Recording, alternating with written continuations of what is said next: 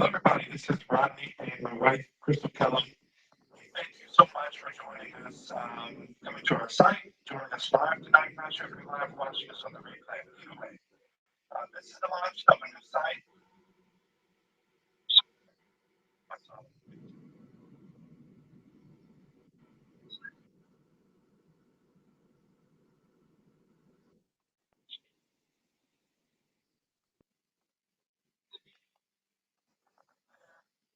okay.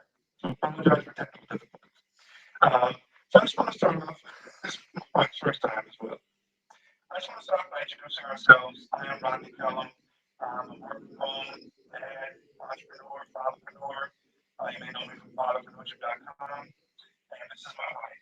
I'm Crystal Phillip, and I am a pediatric registered nurse. I am a PSN, and I've been a nurse for 5 years. 5 years, and I've been with her for all of her degrees, so I've learned a little bit along the way.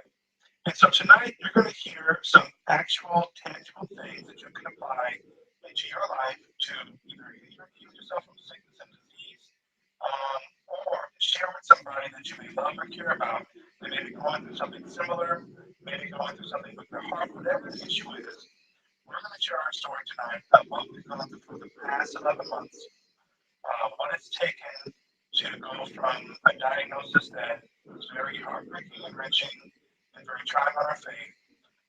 The Western medicine route, things that didn't work, and then what we eventually found that allowed our daughter, who's now 18 months old and is healed. So we're going to let you know that healing is great, is positive, and we're very thankful. So 11 months ago, my daughter was 7 months, and I'll let my wife tell this part of the story, or at least tell this part of the story. February 24th. The week before that, she had a doctor's appointment, and she had her vaccines, and everything went well, nothing new. And then a week later, we were laying on the bed, and she started to, she was lying on her back, and then she doubled over, like grunting, kind of like gas pains in the beginning. So I thought nothing of it. But as she grunted and doubled over, she would scream afterwards. And it would happen in what we call now, we found out what it was were clusters, but it happened in seconds. And it would be 3 or 4 in a second, and then it will break, and then it'll go again about 3 or 4. And that will go along for about a minute or two. So we took her to her pediatrician at the time, and the first one said it was probably gas or reflux. So we put her on reflux medication for the first few days. So I would say um, Friday, and then the weekend she was fine, and then that Monday she started again, and I had taken her to my best friend, her godmother's house, because her mom was watching Robin at the time, and she started doing it again. And I said to my best friend, I said, this doesn't seem like that. I've seen what gas looks like, or I've seen what reflux looks like. This is something different. So I kind of let it alone, and then that Tuesday, the 24th, she called me and said that Robin was doing more of those doubling overs and screaming, then started to vomit and just very lethargic, very listless. So the doctor told me to bring her right in. So they brought her in to me, and she just was not herself. She was very listless, tired, and the doctor looked at her and she said, I think she has infantile spasm. He said, well, go to the ER, and they'll schedule her an EEG to see if that was. And that's where our journey started. We were admitted to the hospital and was given the diagnosis of infantile spasms. And I know most people may or may not know that. I know we're part of a community that does know, but infantile spasms is a very rare form of epilepsy. Only happens in children, usually around the age that our daughter was diagnosed when it's onset. And the things that we were hearing from neurologists and doctors were telling us that we don't know why. This can take up to 10 to 12 years to just go away one day. And as the people that we are leaders that we are, the people of faith that we are, we didn't accept that. And everything that we were told, no answers. My daughter having electric braids, what I call it, from the EEG sticking out of her head. As a father, as a parent, it was very hard. As always, I tried my best to remain, strong for my family. But as a father, in moments, it truly broke me down. I was in tears sometimes, too much for me to handle. As Christians, we prayed, we just didn't see the healing that we were believing for. And I know other people out there are going through that same thing. So as you continue to pay attention to our story, what we're going to tell you, we're going to help you with that portion. And so, as my daughter was, diagnosed, the first treatment that we were introduced to was a drug called ECTH, which is a steroid. And at 7 months old, we both had to at the same time take needles and inject our daughter's leg, thigh muscle at the same time. I felt like I was stabbing her. My wife was used to giving injections. So, daddy and daughter, it's always different. I don't want to hurt my little girl, but we did that drug 9 weeks. for 9 weeks. In the beginning, we saw improvement. Her spasm stopped, but she was still lethargic. She started bloating up and weight because it is a steroid. And after about 2 days of nothing, and then it came right back. And we were like, okay, this drug isn't doing it. Hey, neurologist, what else should we do? And of course, he recommends another drug on top of the ACTH called Topamax. Now, I want to pause for a second and give a disclaimer. Of course, we are not doctors, so we can't tell you or give you anything to say this is what you have to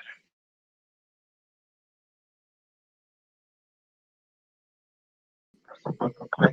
And so just take that advice as that. If you are where we were, are where we are, you're open to what we're going to tell you. I hope you remain open. And so we add on drug number 2. We did it again. No change. And so months continue to go by. We're increasing doses, doing it instead of once a day, twice a day, increasing in milligrams of strength. And if anything, we started seeing side effects of medications more so than the elimination of the spasms that the medication was supposed to do. The other thing that was concerning was her EEGs were abnormal, but they were saying that it's not seizure activity. However, we were placed on anti-seizure medicine. So that's where math brain of mine too comes in, because I also have a math degree, came in to say, well, if she's not considered having seizure activity, then why is she getting anti-seizure medication? Well, we continue to increase these anti-seizure medications, and it's not doing anything but causing other side effects for us to treat other ways. So we were kind of in a whirlwind of figuring out what to do. We wanted to take the advice of the doctors. We also know that God has a final say so we knew the end result, but in the process, what do we do in the meantime? Do we continue to play and practice medicine in that aspect, but not see any results?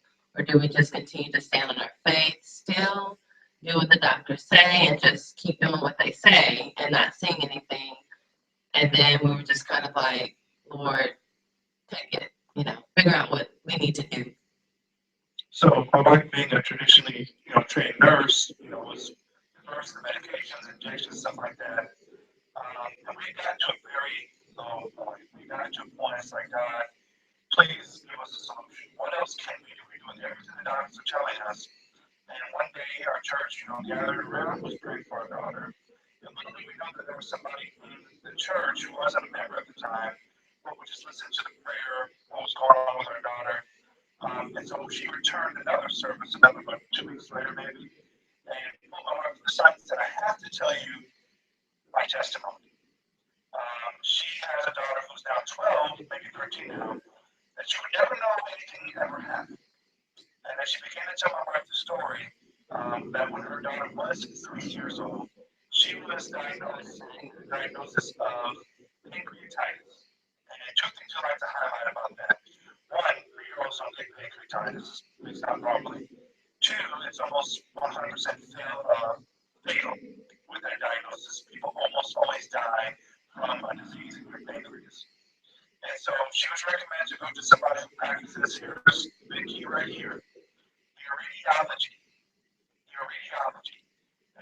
start Googling, there are different types of radiology.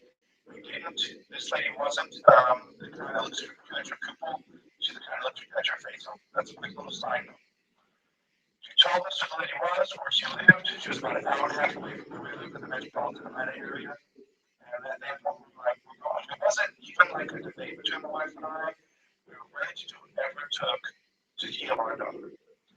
So we went, we made the journey, we made the appointment, we set aside whatever money it took, and we had our first appointment. And within the first 3 minutes, we knew we found our solution. We knew we found the person who knew what it took to heal our daughter, to heal us, to give us the answers and the solutions. And it was a breath of fresh air. And in between that time frame when we were praying for Robin, that was Easter, where we all gathered around. So that was April. So the lady didn't actually come back until probably the summertime because we didn't go to the radiologist until July. So July-ish when we started to go because we didn't start her medication until um, the middle of July when she got off of all prescription medication. So in that time frame, we're still praying and believing God, and He gave us a solution, but we still had to pray and believe God for it. Say, okay, Lord, now here's the solution. Do we still continue with the neurologist? Do we still, do we exit everything and just put our trust in this other lady, or do we do them both together? So that during that time frame and during those months, we were still, you know, putting our faith in God, saying, okay, this is what we're going to do. We're going to try both, and then once we get their report, then we'll, figure out what's best for us. And so, we visited this lady, the radiologist, and the best way to describe it to keep it simple is that back in the day when doctors made house calls back in the 50s, I always wondered how they induced people's issues. All they had was a little medicine bag, and they had X-ray machines or blood tests, blood tests to do with the people. How did they do it? And this is what they do. They look at your face and your tongue and your eyes, and so this, take this. Basically, what's on the inside of your body is seen on the outside. So cardiac issues are induced by a certain part of your facial features. So that's how radiology is done. Yeah, it's really simple. It's not spooky and cookie and all that stuff. So within our first appointment with our radiologist, listening for 3 minutes, it was as if you're hearing the truth for the first time. And how simple things and solutions actually are, and why dietary change are necessary, and how it affects your body. And so as my wife was saying, after we had our appointment, it was sort of a transition period. We were doing traditional medicine, pharmaceutical medicine, and taking the natural medicines that were recommended by our radiologist. And we saw improvement with the natural medicines. And then we would go back to the neurologist and do more EEGs to see, okay, did I do it? Did I do it? She was still having drops. But improvement was there. According to the EEG, no improvement. So we were seeing improvement with your cognitive ability and all the things that had been messed up from the spasms, but not from the drugs. So at this point in time, we said, we're getting off the drugs. And that's not a small decision. Prescription medication. Prescription medication. I call them we made our decision. We keep giving her these injections, giving her this pill. It's not getting us the results we want. There's no change in her EEG results. Why not? And there's also a little bit of hesitation, but we were just really ready to say, let's give this a try. If these things weren't working, the pharmaceutical medicine wasn't working, let's give it a try. And so that was when, End of July. End of July, we got on a weed schedule because you can't just quit these kind of drugs. You have to wean your child, whoever it is, off of drugs like this. And so, even during our appointment, we were learning things about other parts of the body and other things you can take to heal natural things. And, we made the decision, we began to transition, and as we got off the pharmaceutical medicines and stuck with the natural medicines, change, but it was very big for me because I had a concern that my daughter wouldn't look me in the eye. She couldn't look. She would always look around, but she never looked me in the eye. And as I got her off the pharmaceutical medicine, and the changes began to speed up, the improvement began to speed up with the natural medicine. One day she looked me in the eyes, and I knew we were on the right path. There was no turning back to the pharmaceutical medicine at that point for me, and I conveyed it to my wife. And so, after July, it took Yeah, well, even and before we keep going with that, even when we made the decision to take her off of the prescription medication, we kept in contact with our neurologist and we let him know what our what our next step was going to be, that we wanted to wean her off. We would stay in contact with him, let him know if there was anything abnormal going on or or any increase in activity or anything like that. So we didn't just delete them and forget, the professionals in that aspect. But we just let him know, look, this is where we're gonna go. Thank you for helping us in this realm. We will keep you posted and updated on what we're doing next. And he was very open and okay with it. He was still doing his job as the doctor, saying, well, we really want to make sure we keep her on this medication. We don't want any delays or anything like that. And still, we just nodded our head, just said, okay, but we're still gonna do this. I appreciate your opinion. We'll just keep that updated. so AKA he's a Western trained doctor, and he has to go by what his training says. And as we were trying to say to him, these things are working. He's like, yeah, but it's like he has no choice. And if you decide to take this journey of natural healing and alternative medicines, you're going to get a lot of side eyes. You're going to get a lot of, what are they doing? Is that kooky stuff? It's going to happen. But you have to realize and say to yourself, what's at stake? How much does it really cost financially, your life? How much does it really cost to stay with this train of thought? And so, he didn't have, we made our decision. He can't tell us what to do, but we just realized, trying to be wise about it, we kept him in the loop. And so our pediatrician at the time, they weren't for it, or she wasn't for them at the time, and because she's also a Western trained doctor, but we just knew our heart, we knew the results. We had the proof that we needed that this was fixing our daughter. And so as time progressed, as the pharmaceutical medicines got out of her system, month one, month two, more progression, month three, month four, and then a miracle happened. After praying, after patience, after being at home, working from home, taking care of my daughter one day ahead, trying to put my daughter to my wife, who, was working, saying, hey, have some quality time, just take care of comfort. One day, November 19th, something amazing happened. And it was the first full day without any spasms, any cramps. And we were almost like, okay, is this real? This, should have another day, maybe tomorrow night. But throughout the day, we would always check on her through text messages and phone calls. We talked, we sure, nothing, you sure. Day two, day three, and then 7 days happened, and we said, it's official. She's healed. We know it because at the same time she's having physical therapy and other different kind of therapists come to help her get back on track. They're amazed at her development because they work with other children with the same diagnosis. And those children are not progressing. Some of those children are 10 and 12 years old, still having spasms and issues and drops, to have to wear helmets. And it breaks my heart to know that other parents have to go through that and their children are developing. And so now having this experience, now having literally taken 4 months from completely no pharmaceutical medicine with the natural medicine and some other things. There's some other things we want to let you know about too that are all recommended by our radiologists about a 3-step process. I think it's right, 3 steps that allow our daughter to heal. And so we're talking about the early. Okay, so the second, you may be ready for this, you may not. It's important. Yeah, That was just a recommendation. It was recommended by our Just radiologist. someone else would say that. Yeah. And we took the recommendation. There only is another practice that we'll go ahead and recommend because it worked. You may or may not find a practice from wherever you're watching it, but it was a big benefit to our daughter and our family.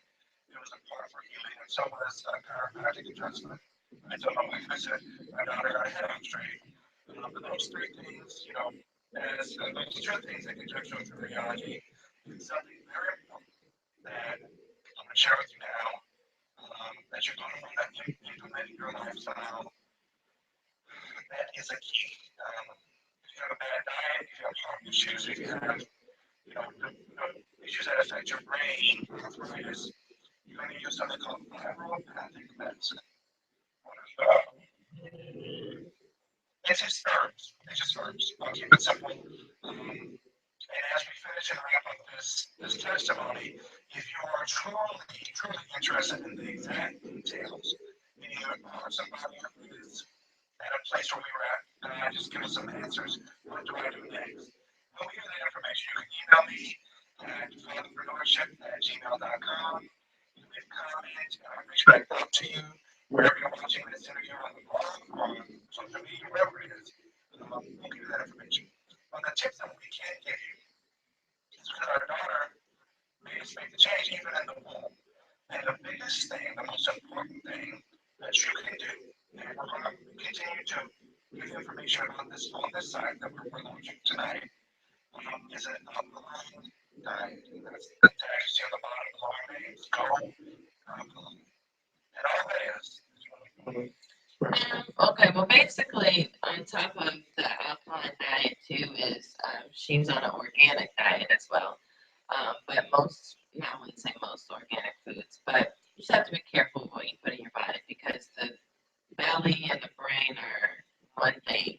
And so if the belly is not healed and whole, the brain is not going to be. So the alkaline diet basically is saying our body needs to be in an alkaline state, not an acidic state, meaning your pH in your body. And so when your body is acidic, diseases, um, parasites, viruses, anything that is not of God dwells and ferments and rises itself up in an acidic body. So when we get to an alkalytic stage, all those things, diseases, parasites, viruses cannot live in an alkaline body.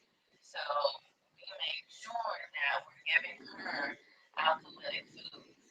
Um, making sure that she's getting the alkaline water that she needs. So those, and it wasn't all at once, and it's not all at once. We're making small steps, but we're making sure that we're making the right food choice too. That is very key in healing our bodies as well.